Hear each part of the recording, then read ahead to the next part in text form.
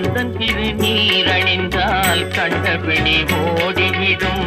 குந்தகங்கள் மாறி இன்பம் குடும்பத்தை நாடி வரும். கந்தன் திருநீரணிந்தால் கண்டபிடி ஓடிவிடும். குந்தகங்கள் மாறி இன்பம் குடும்பத்தை நாடி வரும். கந்தன் திருநீரணிந்தால் கண்டபிடி